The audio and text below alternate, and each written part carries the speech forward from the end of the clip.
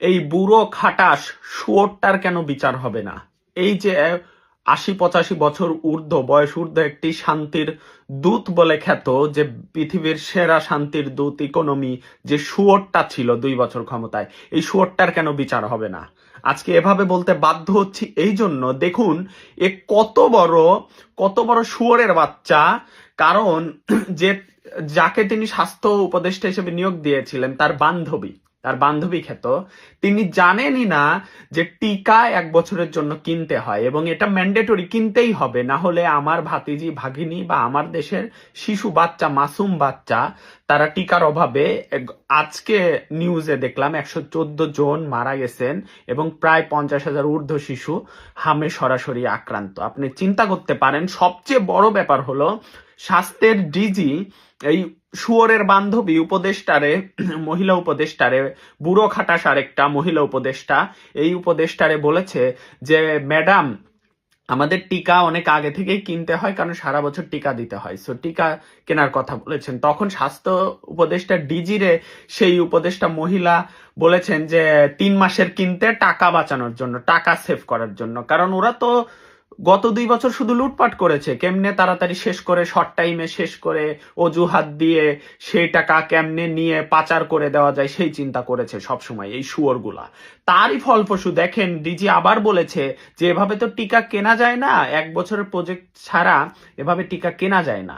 উনি কিন্তু তার প্রতি উত্তরে বলেছেন, তাহলে আপনি অন্য একজনকে দেখিয়ে দিয়েছেন তার সঙ্গে যোগাযোগ করতে। দেখেন, তার পরে কিন্তু টিকা আর কিনতে পারা হয় নাই, যার কারণে ৫০% শিশু টিকা পেয়েছেন এবং ৫০% শিশু টিকা পায়নি। যেখানে গত বছরগুলায় পূর্ব গভর্নমেন্ট শেখ হাসিনার আমলের বছরগুলায় টিকা দেওয়ার পরিমাণ ছিল প্রায় ৯৮ থেকে ৯৯%, প্রায় বা ১০০% প্রায়।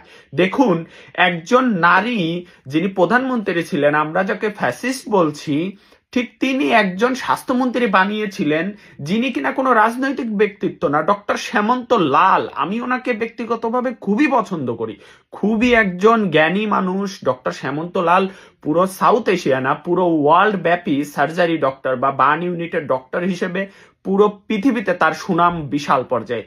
তেমন একটি মানুষকে উনি সিলেক্ট করে নিয়ে আসলেন শুধু দেশের মানুষের জন্য। উনি যদি সেটা না করতেন, তাহলে কোনো রাজনৈতিক নেতা যে ডক্টর, তাকে হয়তো স্বাস্থ্যমন্ত্রী বানাতেন। সাবেক প্রধানমন্ত্রী শেখ হাসিনাকে আমি ধন্যবাদ জানাতে চাই এই জন্য যে উনি সাধারণ মানুষের নিয়ে এতটা চিন্তা করতেন, যার কারণে কিনা উনি ডক্টর শ্যামন্ত লালের মতো একজন বিজ্ঞ মানুষকে স্বাস্থ্যমন্ত্রী বানিয়েছিলেন। এবং যে বাঙালির কিছু বাঙ্গু আছে না, বাঙ্গুরা বলে বেড়ায় যে ডক্টর ইউনুস বাংলাদেশের ইতিহাসে শ্রেষ্ঠ রাষ্ট্রপ্রধান, শ্রেষ্ঠ মানুষ, এই শুয়োরটা লুটপাট, নিজের কোম্পানি বড় করার, কিভাবে লুটপাট করা যায় সেই চিন্তা করা ছাড়া, স্বাস্থ্য খাত বলতে একটা জিনিস আছে, ব্যবসা ফ্যাক্টরি বলতে একটা জিনিস আছে, বা একটা জেনারেশন এডুকেশন থেকে একদম বাইরে যে প্রজন্ম দিয়ে একটা দেশ এগিয়ে যাবে, সেইটা যে একটা জিনিস আছে, এগুলা নিয়ে তার কোনো চিন্তা ছিল না। তার চিন্তা ছিল কিভাবে অন্য অ্যাম্বাসির বায়ার হয়ে টাকা পয়সা লুটপাট করা যায় এবং নিজের কোম্পানি বড় করা যায়। এই শুয়োরের জন্য আজকে ১১৪টা শিশুর প্রাণ ঝরল এবং ভবিষ্যতে আরো কত শিশু প্রত্যেক দিনই মারা যাচ্ছে, অসংখ্য ২০ জন ২৫ জন করে শিশু, আরো কয়জন মারা যাবে তার কোনো হিসাব নেই। আসলে এই শুয়োরটা বাংলাদেশে আবার ঘুরে বেড়ায় কেন? বাংলাদেশের মানুষ এই শুয়োরটারে ধরে না, ধরে কেন এর গণধোলাই দেয় না, আমি সেই কথা বলি। এই শুয়োরটার আগে বিচার হওয়া উচিত। এই ২ বছরে যে পরিমাণে প্রায় ৫,০০০-এর মতো মানুষ খুন হয়েছে, মব সন্ত্রাসী হয়েছে প্রায় ১,০০০-এর মতো, শুধু মব সন্ত্রাসীর মাধ্যমে মানুষ খুন হয়েছে, জেলের ভেতরে ৩০০ খুন হয়েছে। এই শুয়োরটার আগে বিচার করা উচিত। আজকে বাধ্য হয়ে এই বাজে শব্দগুলা ইউজ করলাম, আমাকে ক্ষমা করবেন, কিন্তু শিশু বাচ্চাগুলো, আমার ভাতিজি ভাগ্নিরা, আমার দেশের শিশু বাচ্চারা, আপনার ভাতিজি, আপনার সন্তানরা মারা যাচ্ছে এবং যে হামের যে প্রভাব আমি দেখেছি, পুরো গাতে লাল হয়ে গেছে, মানে ছোট ছোট পিম্পলস এর মতো, কি সাংঘাতিক দেখতে, কি অসহনীয়।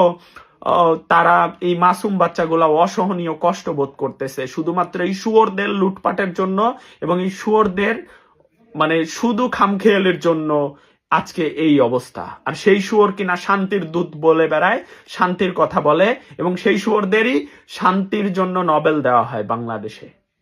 আমি ধিক্কার জানাই এই সিস্টেম ব্যবস্থাকে এবং এই শুয়োরকে। ভালো থাকুন, আল্লাহ হাফেজ।